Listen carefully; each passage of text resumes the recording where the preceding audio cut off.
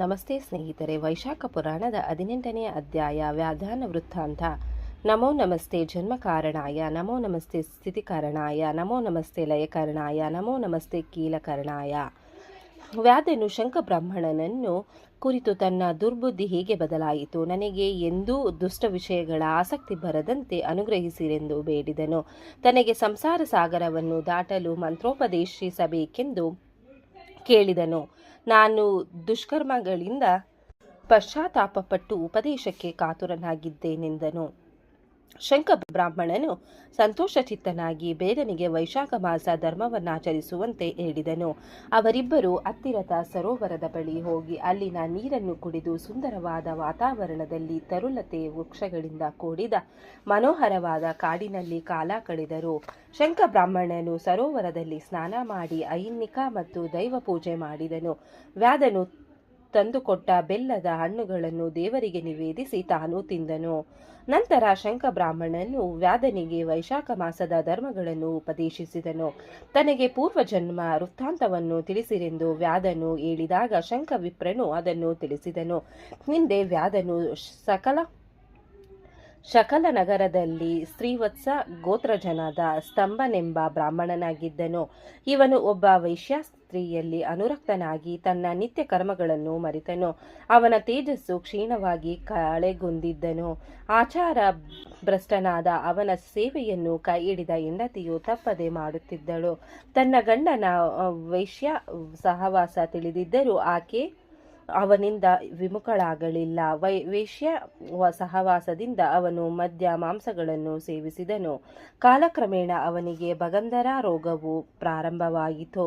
ಅವನ ಆರೋಗ್ಯ ಸಂಪತ್ತು ಇರುವವರೆಗೆ ವೇಶ್ಯೆಯು ಅವನೊಂದಿಗಿದ್ದಳು. ಕುಗ್ಗಿದ ಪತಿಯನ್ನು ಪತ್ನಿಯು ಎಡಬಿಡದೆ ಸೇವಿಸುತ್ತಿದ್ದಳು. ಪಶ್ಚಾತ್ತಾಪ ಹೊಂದಿದ್ದ ಪತಿ ಆಕೆಗೆ ನೊಂದು ತನಗೆ ಪಾಪ ಜನ್ಮವು ಬರುವುದೆಂದು ತನ್ನನ್ನು ರಕ್ಷಿಸಬೇಕೆಂದು ಕೇಳಿದಾಗ ಆಕೆಯು ಲಜ್ಜಿತಳಾಗಿ ದುಃಖವನ್ನು ಸಹಿಸಿ ಬಾಳಬೇಕೆಂದು ತನ್ನ ತಪ್ಪೇನಾದರೂ ಇದ್ದರೆ ಕ್ಷಮಿಸಿರೆಂದು ಕೇಳಿದನು. ಆಕೆಯು ತನ್ನ ತಂದೆ ಹಾಗೂ ಬಂಧುಗಳಿಂದ ಸಹಾಯ ತೆಗೆದುಕೊಂಡು ಗಂಡನನ್ನು ಪೋಷಿಸಿದಳು. ಅವನ ಮಲಮೂತ್ರಗಳನ್ನು ರಕ್ಷಿಸಬೇಕೆಂದು ಹಗಲಿರುಳು ಪ್ರಾರ್ಥಿಸುವಳು. ತಾನು ಪತಿಯ ಆರೋಗ್ಯಕ್ಕಾಗಿ ಯಾವ ವ್ರತ ಮಾಡಲು ಸಿದ್ಧವೆಂದಳು. ತನ್ನ ಸುಖ ಸಂತೋಷಗಳನ್ನು ತ್ಯಜಿಸಿದಳು. ಆಗ ಒಮ್ಮೆ ಅತಿಥಿಯೊಬ್ಬನು ಮಧ್ಯಾಹ್ನ ಮನೆಗೆ ಬರಲು ಆತನ ಕಾಲು ತೊಳೆದು ಕುಡಿಯಲು ಪಾನಕವನ್ನಿತ್ತಳು. ದೇವಲನೆಂಬ ಆ ಋಷಿಯು ವೈದ್ಯನಾಗಿದ್ದರೂ ಭ್ರಷ್ಟನಾದ ಸ್ತಂಭನಿಗೆ ಔಷಧಿ ನೀಡಲಿಲ್ಲ. ಆ ದಿನ ಅಲ್ಲಿ ವಿಶ್ರಮಿಸಿ ಬೆಳಗಿನಲ್ಲಿ ಹೊರಟು ಹೋದನು. ನಂತರ ಅವನಿಗೆ ಸನ್ನಿಪಾತ ಜ್ವರ ಬಂದು ಮರಣ ಒದಗಿತು. ಕೊನೆಗಾಲದಲ್ಲಿ ವೇಶ್ಯೆಯ ಸ್ಮರಣೆ ಬಂದಿತ್ತು. ಬ್ರಾಹ್ಮಣನ ಪತ್ನಿಯು ತನ್ನ ಆಭರಣ ಮಾರಿ ತನ್ನ ಪತಿಯ ಅಂತ್ಯ ಸಂಸ್ಕಾರ ನೆರವೇರಿಸಿದಳು. ತಾನು ಅವನೊಡನೆ ಸಹಗಮನ ಮಾಡಿದಳು. ವೈಶಾಖದಲ್ಲಿ ಪಾನಕದಾನದ ಫಲವಾಗಿ ಆಕೆಗೆ ವೈಕುಂಠ ಪ್ರಾಪ್ತಿಯಾದರೆ ಅಂತ್ಯಕಾಲದಲ್ಲಿ ವೇಶ್ಯೆಯನ್ನು ಸ್ಮರಿಸಿದ ನಿನಗೆ ವ್ಯಾಧಾನ ಜನ್ಮ ಬಂದಿತ್ತು.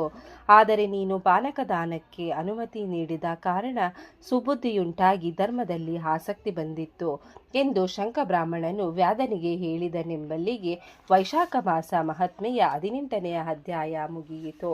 ಈ ಅಧ್ಯಾಯವನ್ನು ಓದಿದವರಿಗೂ ಕೇಳಿದವರಿಗೂ ಶ್ರವಣ ಮಾಡಿದವರಿಗೂ ಆ ಭಗವಂತ ಒಳ್ಳೆಯದನ್ನು ಮಾಡಲಿ.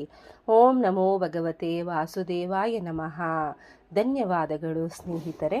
ವಿಡಿಯೋ ನೋಡಿಕ್ಕೆ ಎಲ್ಲರಿಗೂ ಧನ್ಯವಾದಗಳು. ನಿಮಗೆ ಈ ವಿಡಿಯೋ ಇಷ್ಟ ಆಗಿದ್ರೆ ಪ್ಲೀಸ್ ಒಂದು ಲೈಕ್ ಮಾಡಿ. ನೆಕ್ಸ್ಟ್ ಇನ್ನು ಜಾಸ್ತಿ ವಿಡಿಯೋ ಹಾಕ್ತೀವಿ. ಹಾಗೆ ನಿಮ್ಮ ಫ್ರೆಂಡ್ಸ್ಗೆ ಶೇರ್ ಮಾಡಿ ಮತ್ತೆ ಸಬ್ಸ್ಕ್ರೈಬ್ ಮಾಡಿ. Thank you very much.